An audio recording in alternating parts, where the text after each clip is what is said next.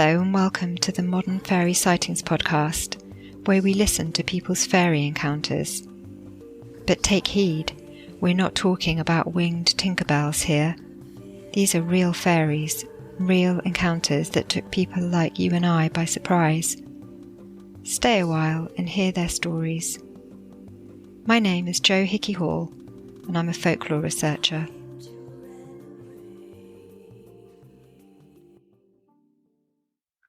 Dear listener, I hope you're well. The last couple of weeks has seen rather an explosion in listeners, which is marvellous, so a warm welcome to you if you've recently found us. These stories are here for people who need to hear them, and in these times it feels important to recognise just how little we know about this universe, because perhaps more than ever right now we need to reconnect with that which we've been systematically detached from over the centuries. If we look back, our beliefs, our families, our communities, natural cycles, through mechanisms such as religious movements, colonialism, and periods of transition such as industrialisation and even the Age of Enlightenment. Some consider digitalisation as a final move away from our fundamental human connection with the land, with each other, and with our own bodies. It's time to remember what our ancestors knew. At our core, we too are beings of energy with an innate sense of what is true for us. Whether seen or unseen, we are all connected, and the beings of the otherworld appear to be reaching out at this time to be acknowledged. And right now, this feels like a call to action. So reclaim the value of your personal experience and trust what you feel moved to do at this time. This episode is another delve into the original interview recordings that I made in early 2017 when the Modern Fairy Sightings Project first launched, after Mark Norman and I had researched to write the Devon chapter for Simon Young's book Magical Folk. At the time, we had left posters in Dartmoor which encouraged people to get in touch with their real fairy sightings. I had a fairy phone, and one of the only calls we received was from a lovely lady who had lived in Devon for many years previously.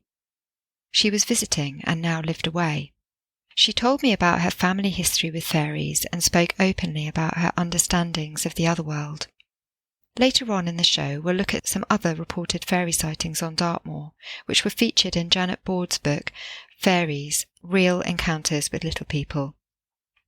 And in the bonus episode on Patreon, I will be reading an excerpt from 20th century scholar of British folklore Theo Brown about the folklore of Postbridge, a half an hour's drive from Bovey Tracy, where our guest had lived, and where she had seen a gnome in her garden. Theo's publication, Tales of a Dartmoor Village, was written in 1961 and talks about pixie belief in Postbridge at that time. It mentions a few stories of sightings in the area. Big welcome to all our lovely new Patron members and the Curious crew. It's really great to see you beginning to connect with each other in the private Facebook group and on Discord too. If you'd like to join us on Patreon, there's lots more bonus content and, as I say, this ever-blooming community with exclusive events. You can also support the show by subscribing, giving it a rating and sharing with one friend whom you think might need to hear these experiences.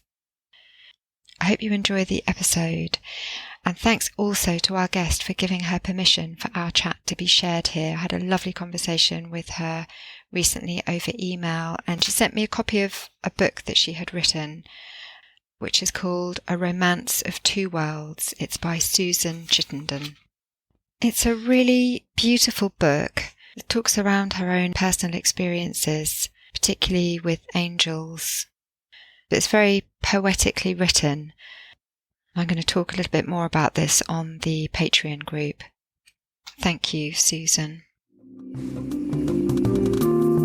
Time to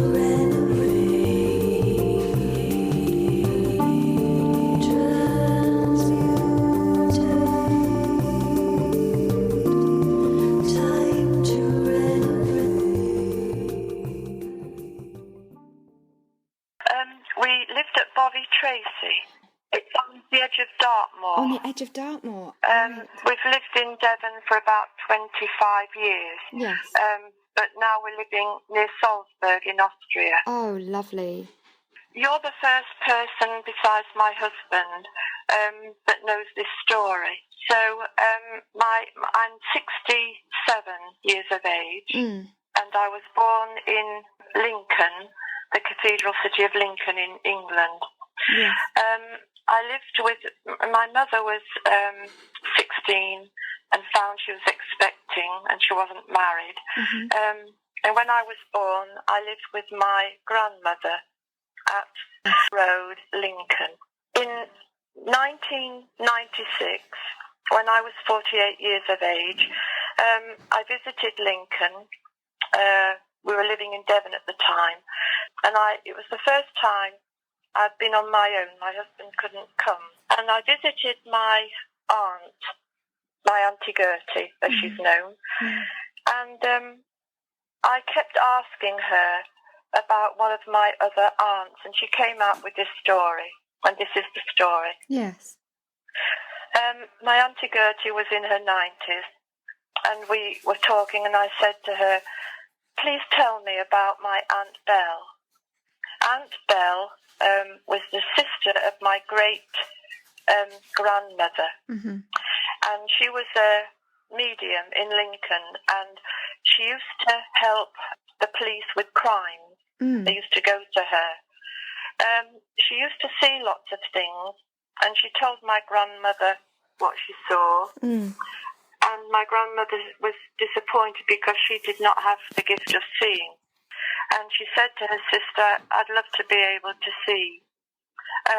My Aunt Belle said, you're trying too hard, just relax, because they come when you're relaxed and not expecting things.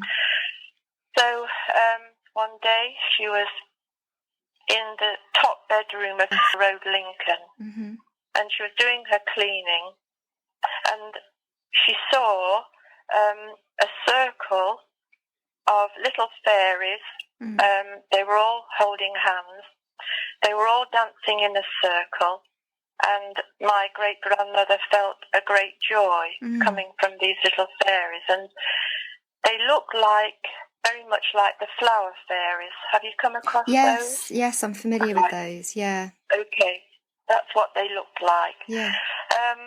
She was so excited. The feeling she got was a great joy and happiness, and then they totally disappeared. So she went to my Aunt Belle, and my Aunt Belle said, how did she put it? And welcoming a little soul that's about to be born. That was her interpretation. Yes. And my grandmother said, well, that can't be because there's nobody expecting a baby.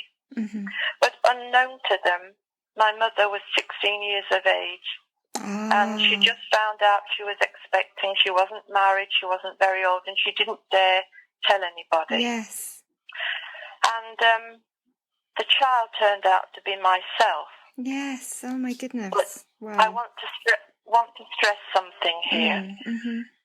They come to every soul that's being born. It's just that we can't see them. Yes. So I'm not special. We're all special. So that must be really stressed. They come to every soul. Why they come is it's to encourage the little one in the hope that they fulfill their destiny on earth. Yes. Because before we're born, we see a destiny. Yes. And we're very much taken off that route by wealth and all sorts of reasons. So they hope that the little one will pursue their reason for being. Yes. My Auntie Gertie told me this story, and why she hadn't told me before was because in those days, if you dared mention anything like that, they took you to the mental asylum.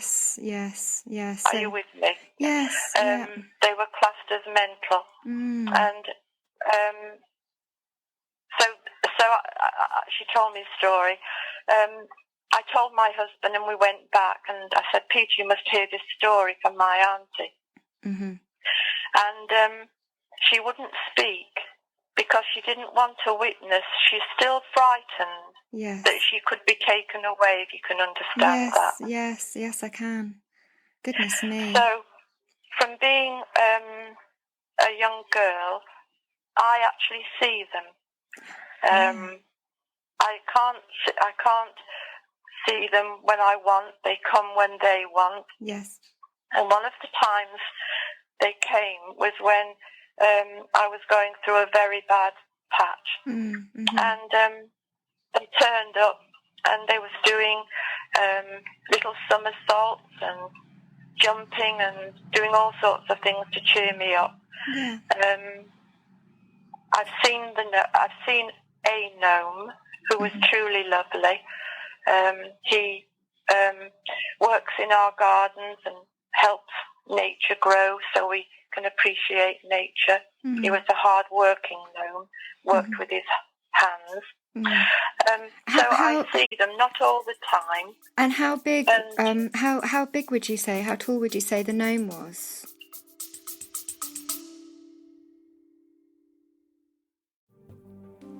Healing has helped me many times in my life when I'd reached a point where something needed to change. In 2005, I trained with Martin Brofman to learn the body mirror system of healing, which was life-changing for me. It's based on the idea that the parts of your body that don't work well reflect the parts of your life that don't work well, and about which you have tension in your consciousness. The understanding is that tension is stress, and stress causes symptoms. In a distance healing or in-person session, I move up the chakras, returning each one to wholeness using a colour map. During the process, I see images and situations, I hear words or receive impressions that tell me something about what caused the tension in that person's life. The feedback at the end of the session is a really big part of the healing. If you're interested in a chakra healing session, you can contact me at scarletofthefay@gmail.com.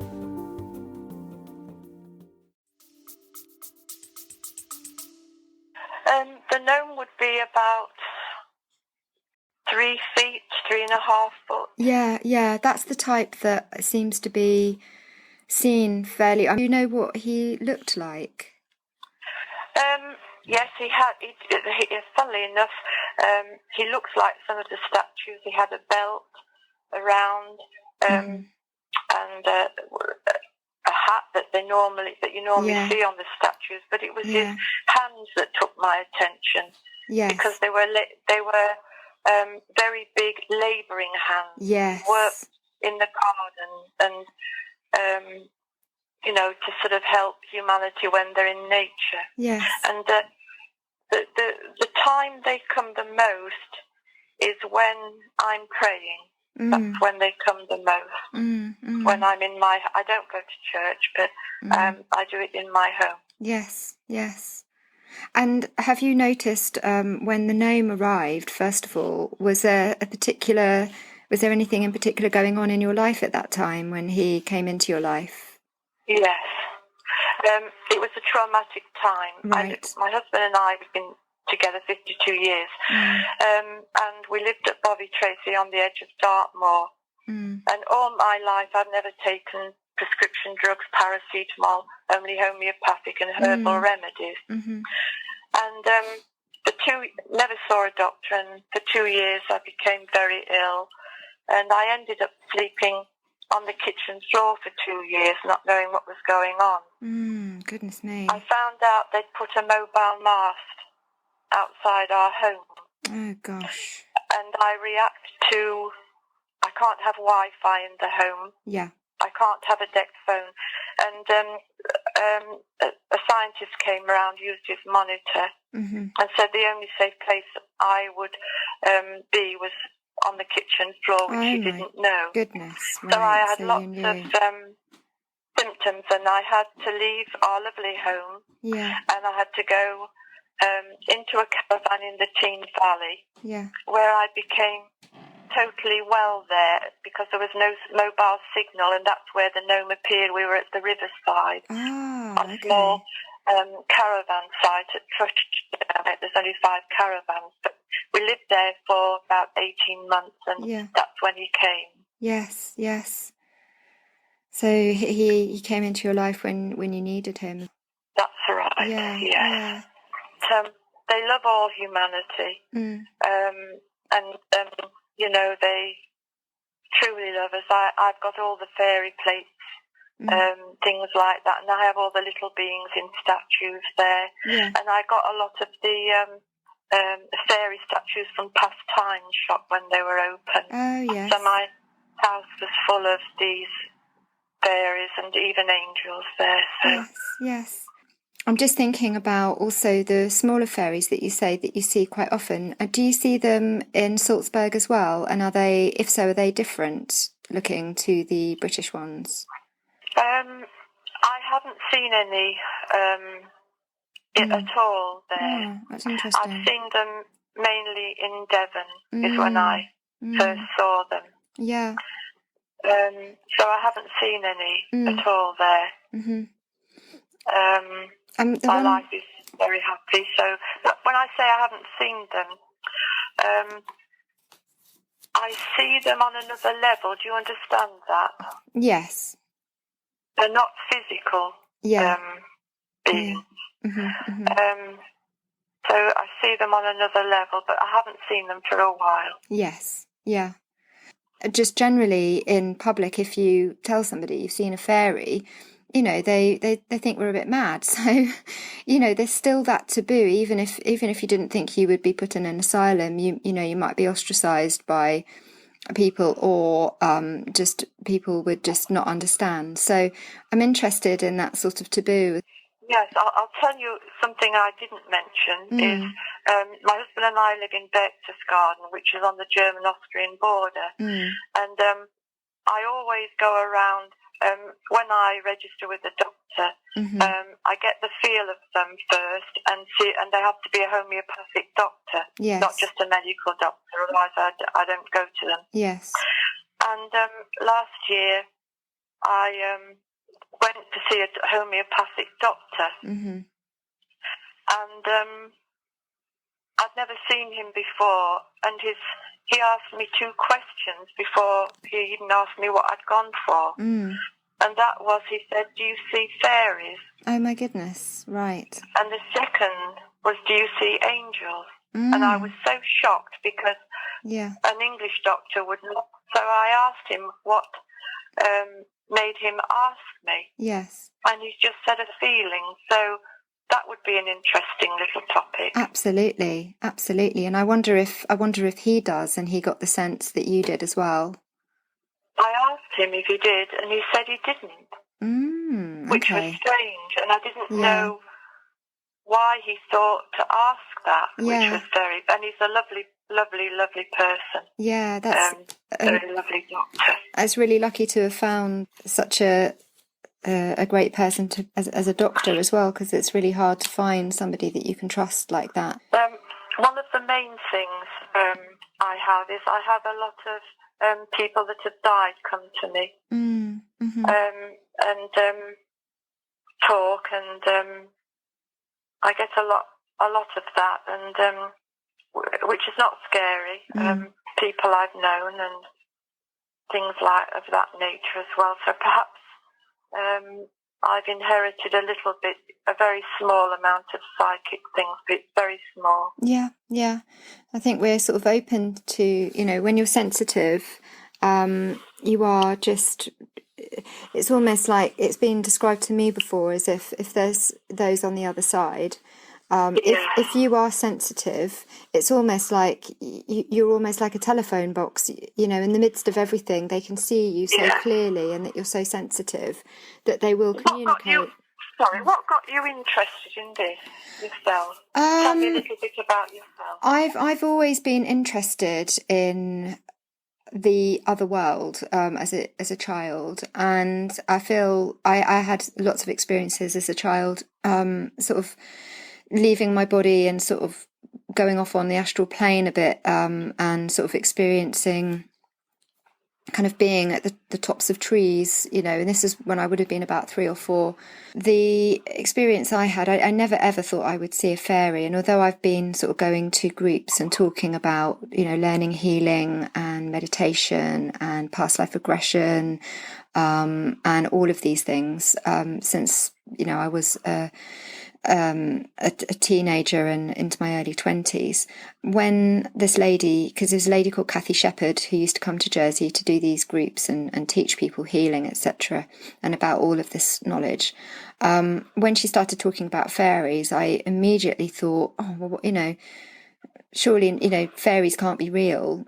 Even though I'd had all of these other experiences, it just felt like I still couldn't figure out why she'd said that. But years later, probably about 10 years later, because she was saying that she'd seen fairies and that lots of people that she knew had also seen fairies.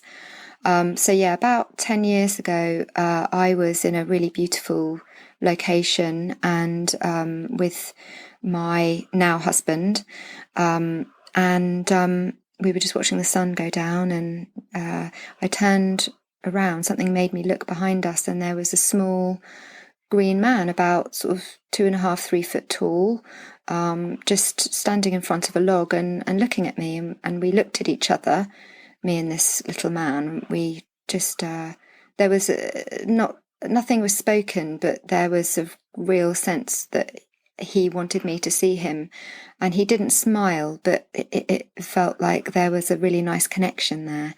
And then he disappeared, and I told somebody that kind of I felt knew about these things, and he said, oh, well, Les, you're not the only one to have seen him there. So some years later, I had confided in a friend what I'd seen, and she didn't really believe me, but she was very sweet. But she said, oh, I'm sorry, but I just can't quite believe, in fairies. But some years later, because we're now living in Bristol, we moved here, and this friend phoned me and said, oh, you'll never guess what, I've, got this other friend who has told me that she has seen the same thing in the same place or something very similar. So yes, I'm very interested in not only the phenomenon of seeing fairies, because there's so many people that do, but also the taboo around it, and that people are very, very reluctant to say that they have seen a fairy. And I find that I'm a social researcher as well as a historian, so I find that aspect very interesting, and I feel like it needs to be talked about more so that people don't feel afraid, because there are some important messages there for us. And I think it's a lot to do with the environment, that we need to be protecting our environment more and coming back to our relationship with the landscape, which living in cities is sometimes difficult to connect with the landscape. So I think that it's important for me to do this work and make it easier for people to talk about their experiences and just get it out there, really. So that's the idea behind this. Well, I think that's a lovely and important thing you're doing, Jo, because one of the things that humanity's lost are their childlike qualities. You're absolutely right. And the fairies and the gnomes, and what I call the little people, are trying to remove the part that's not us and get us back to our childlike qualities. Yeah. And I think that's really important. Have you come across a man called George Trevelyan? The name is really familiar. He used to come and stay with us, and I used to organise talks, and he came with Matthew Manning, the healer, and I also had other speakers come to do with healing and lots of other things there. Yes. They spoke about this as well. So right. And had they seen fairies too? George hadn't, but he knew they existed. Yes. And one of the things I did was, you've heard of the Cottingley fairies? Yes. I went there and spoke to the gentleman that lived next door to the children there, where Arthur Conan Doyle went. Yes. And he told me that the children would never lie. They were very, very truthful children. He knew them as children, and was very interesting what he said about them. Yeah, because I'm just reading, I don't know if you've read Marjorie T. Johnson's book, Seeing Fairies. And she talks a little about that in the book. But it's a brilliant book, and I would urge you to get it, because it is just full of accounts from the early 20th century right through to probably the 50s and 60s. And it's people's descriptions of what they've seen, and there's some absolutely fantastic stories in there of that people had written to Marjorie Johnson. I think she put a call out in some newspapers and asked people to write in with their experiences, and it's really, really worth reading, particularly when you've had your own experience, so you can sort of see the similarities in the stories. So it's Marjorie T. Johnson, and it's called Seeing Fairies. Seeing Fairies. It's really great. Yeah, I think it's lovely that we've got these stories from everybody, because that's what our children need. Yes. We're living in very interesting times, and I think not just children. I think even adults need this information. Yeah, it's true. Yeah, they have a lot of love to give us, and a good thing that is really beneficial is sending our love out to them, and it's a lovely thing. Yes. The more you send love to them, they appreciate it, and vice versa. Yeah, that's true. Right, well, it's been very nice speaking with you, Jo. Too. I think you're doing a very lovely thing, Jo. It's lovely what you're trying to do there. Thank you very much. And I really wish you well. Well, thank you for giving us your lovely experience as well, and that's really precious. So, all the best to you. Thanks then. God bless. Bye-bye. Time to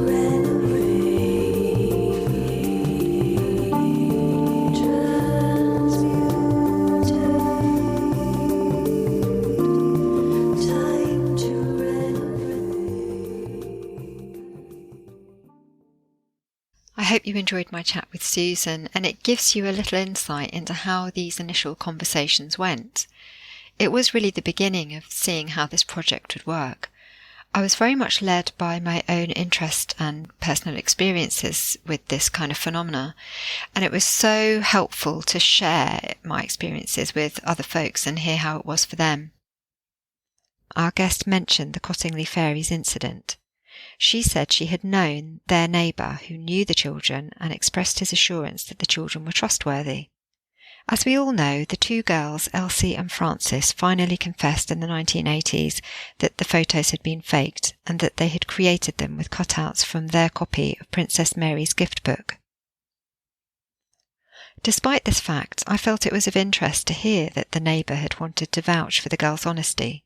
There's any number of ways in which we can perceive his testament, but I made sense of it in the following two ways. On the one hand, it's a good example of a situation where someone had difficulty in accepting that these two young girls had pulled the wool over the eyes of the public over a long period of time.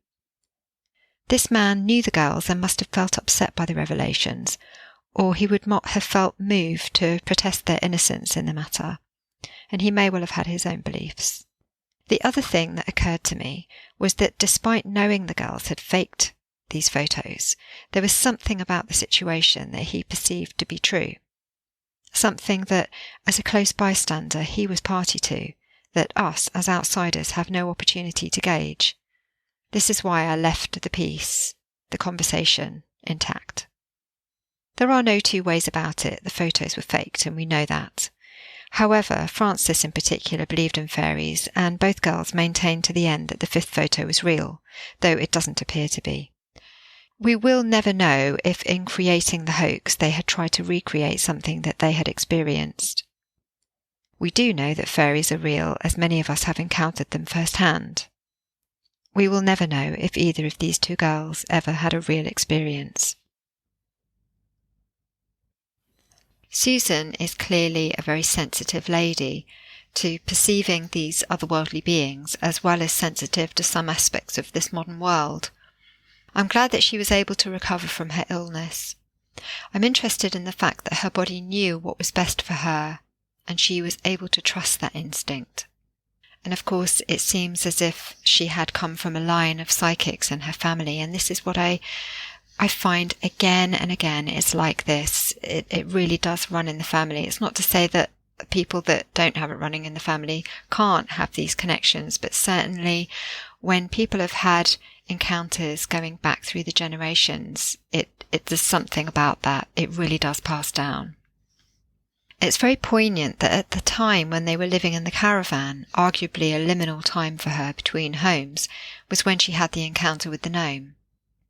The fact that she only saw gnomes in Devon and not the other places she'd been living in is also interesting. The southwest has always been something of a hotspot for sightings. Let's hope she reconnects with beings that are local to her where she now lives. I'm going to read you some excerpts here from Janet Board's Fairies, Real Encounters with Little People, that reflect some of the encounters that our guest spoke about. I would also like to thank Janet Board, who I contacted to ask whether it was okay to read from her book, and she gave me permission to do that, so thank you, Janet. Though I am a grown woman with 3 sons, I still firmly believe in pixies and in fairies. When a child of 7, I saw a pixie, and in recent years I have been pixie-led on Dartmoor. I saw the pixie under an overhanging boulder closer to Shore Bridge on the southern edge of Dartmoor in the afternoon. I cannot say more definitely as to the time, but I remember running in to my mother after an afternoon walk and saying I'd seen a pixie and being laughed at. This was in 1897. It was like a little wizened man, about, as far as I can remember, 18 inches or possibly 2 feet high, but I inclined to the lesser height. It had a little pointed hat, slightly curved to the front, a doublet, and little short knicker things. My impression is of some contrasting colours, but I can't remember what colours, though I think they were blue and red. Its face was brown and wrinkled and wizened. I saw it for a moment, and it vanished. It was under the boulder when I looked, and then it vanished.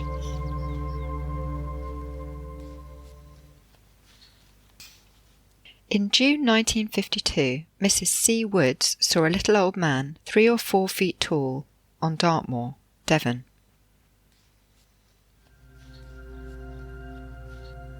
He wore a brown smock tied around the waist with a cord.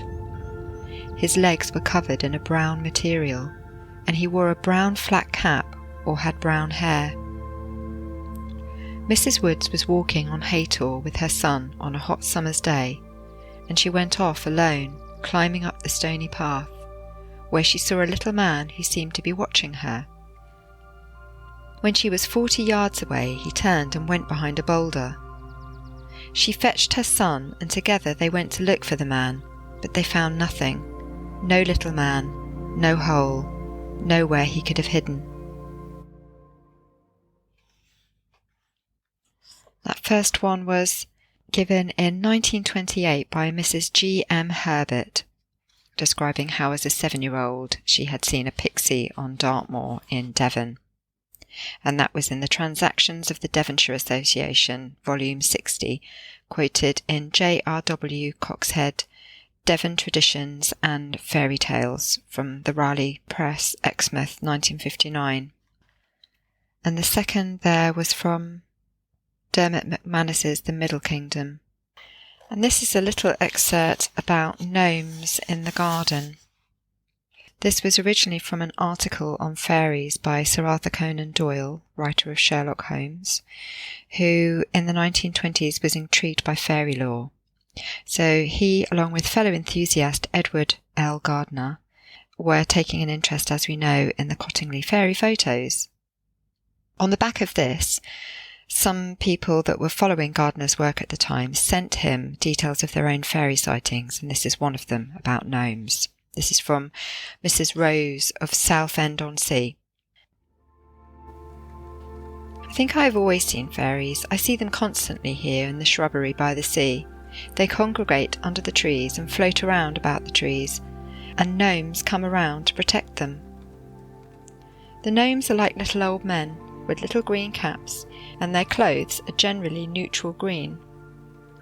The fairies themselves are in light draperies. I have also seen them in the conservatory of my house, floating about among the flowers and plants.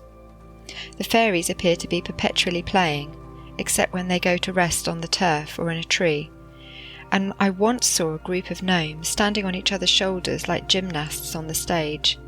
They seem to be living as much as I am. It is not imagination. I have seen the gnomes arranging a sort of moss bed for the fairies, just like a mother bird putting her chicks to bed. I don't hear any sounds from the gnomes or fairies, but they always look happy, as if they were having a real good time. I just adore that visual image of the gnomes, creating a little bed for the fairies and tucking them into bed. It's a great little story. And here is one that is about fairies in the garden and a gnome. And this is from a letter in True Mystic Experiences in Fate magazine, 1977. Cynthia Montefiore of Somerset wrote, I was in the garden with my mother at her home when this occurred. Mother wanted to show me the correct way to take cuttings from rose trees. She stood behind the finest rose tree we had with a pair of scissors in her hand, while I stood in front of it. Thus we faced one another with the rose tree between us. Suddenly Mother put a finger to her lips to indicate silence and then pointed to one of the blooms. With astonishment I saw what she was seeing. A little figure about 6 inches high, in the perfect shape of a woman, and with brilliantly coloured diaphanous wings resembling those of a dragonfly. The figure held a little wand and was pointing it at the heart of the rose. At the tip of the wand there was a little light, like a star. The figure's limbs were very pale pink and visible through her clothes. She had long silvery hair which resembled an aura. She hovered near the rose for at least 2 minutes, her wings vibrating rapidly like those of a hummingbird. And then she disappeared. You saw that, didn't you? Asked my mother. I nodded, and we both went back to the house astonished and enriched by our mutual experience, and having forgotten entirely our rose cutting. Perhaps the most surprising aspect of the experience was the way in which the little creature we both saw corresponded in practically every detail to the archetypal fairy of folklore and nursery stories. I know now that these descriptions are firmly founded on reality.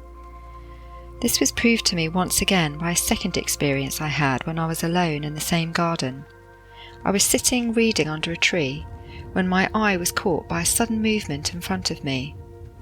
A little figure about 18 inches tall ran from the lawn, on my left, across a path and onto another lawn, finally disappearing under a young fir tree. The sturdily built figure seemed to be dressed in a brown one-piece suit. I was not able to see the face because it was turned away from me. I immediately jumped up to investigate the area and around the fir tree, but there was no longer any sign of this gnome. Not long after this episode, a man friend of the family, who was obliging my mother by digging in the vegetable garden, saw the self-same gnome and described it to me. These are all from Fairies, Real Encounters with Little People by Janet Board.